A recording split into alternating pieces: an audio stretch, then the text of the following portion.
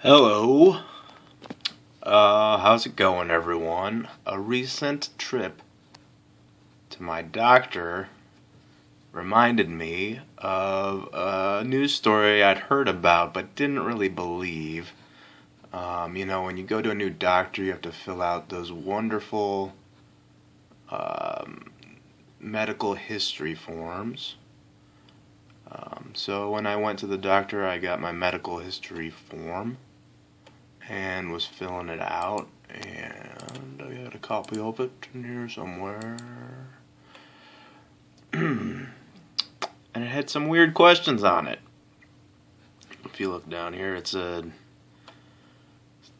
do you have any problem with falling or doing routine tasks? That could still be considered a medical question. But then it started going into, do you feel safe at home? That's kind of weird. And then he gets into, are there conflicts in your family? And do you solve them by punching each other? Pushing or hitting each other? Then it goes into, do you own guns? And if so, how are they stored? The next question, do you have working smoking alarms? Do you wear a seatbelt? Do you wear a bike helmet? Now, mind you, this isn't like the emergency room where maybe if I had a gun, I might have shot myself and came to the emergency room. This is just your family practitioner, normal medical history. So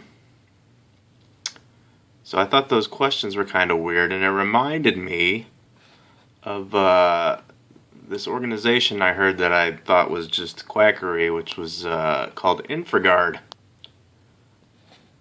And so I started looking, and of course, Infragard is real. There's the National Archives, the FBI, forming Infragard. So it says attached are the pages, disposition, instructions for recording relating to the Infragard program and website. And, so Infragard is a big spy network for the federal government so that we can all spy on each other. And you can become part of it by spying on your patients if you're a doctor, or telling about people that are weird and suspicious if you're at a bank, and things like that. So they're all local chapters. Here's one from Charlotte's local chapter. They're little. You can get all these things online. They're not secret. The people in it wish they were spies. Unfortunately, they're not. They're just little snitches that think they're doing something important. So here's Infragard's website, and then you can click on local chapters, and there's one near you, and you can join and help spy on your neighbor. Here's the local chapter here. Right, and then here, this is FEMA's summary. You can see FEMA's summary of the goals and all of that stuff. And of course, this line of questioning from my doctor might be because they're part of that program, or it could have nothing to do with it because the membership requirements say you must notify the FBI of a pending civil or criminal matter, but you must also be confidential about it and not talk to anyone. So even if I asked my doctor if they were a member of Infragard, they wouldn't be able to tell me because they're good citizens. So, and then, I don't know if this is real or not. It looks real. It's an Infragard meeting with a measly 200 views. We'll put a link to it in there. But what's pretty funny about it is all the people in the question and answer part are just asking to get classified information because they got their little spy card and they want to be real spies. It sounded to me like you fell just a little bit short on the security clearance aspect for private industry, and it's one that's interesting to me. And your comment about providing a sort of a one-day security clearance to enhance the information sharing was interesting.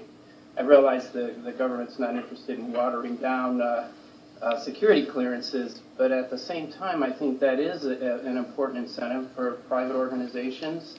It's one that I've been thinking about in terms of my own security team here, and just wondering why the government wouldn't want to promote that. You would think that most private organizations would really, really benefit from having security clearance, or at least among some of their senior security professionals. So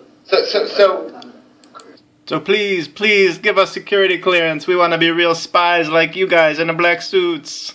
If the short part of that you're taking is from what I was talking about in terms of incentives, what I meant to say by there is we've decided, and I think we'll be recommending, not to link the conditionality for providing security clearances to adoption of the cybersecurity framework. And so we do not treat that as an incentive. Instead, I'd like to talk about that in the terms of a security practice that is available to the federal government working with the private sector to manage risks associated with that. So if you come to me as a representative of... Here's another I want to be a spy question. This is actually geared more for Justice Department. With respect to having me earlier for the one-day interim type of clearance, based on your experience, is that generally limited to the security practitioners, or is there an influence also for GC or independent third-party legal counsel to be present at those sessions as well? Good question. Yeah, good question. Yeah, primarily right now, it is focused on the information security professionals. One person. Okay, here's what we're looking at. Because, like you talked about before, you may not need to know all the details to know how to mitigate something. So shut up. You don't need to know anything. We just want your information. And here they are gonna reaffirm that don't worry if you're not getting these clearances, because they're pretty much useless. A prosecutor later at the FBI and all these other positions in which I was way over my head, I had security clearances. And I was always astonished by stuff that was marked as classified or secret, because by and large it seemed to me to be garbage. Now, it isn't always. But there is a bureaucratic impulse to classify things because it's so easier to make a mistake by overclassifying. So stop begging us for clearances, because it's you don't even need that. Just tell us about, if your patients have guns or if they beat their wives. And so, that would be pretty funny if it wasn't true. And then this is just a graph of a breakdown of all the things that Infragard is a part of, or the people that are members. So you can see a large part of it is for IT. That's what it was created for in Cleveland a while back. Cybersecurity and all that nonsense. And then, you've got government and everything, energy, blah, blah, blah. Agriculture, banking, 6% up there. So public health, 2.3. So this is from 2014. So there you go. I hope you guys look into this Infragard thing. It doesn't take you as long to realize it's not fake as it did me. Have an awesome day. Signing out.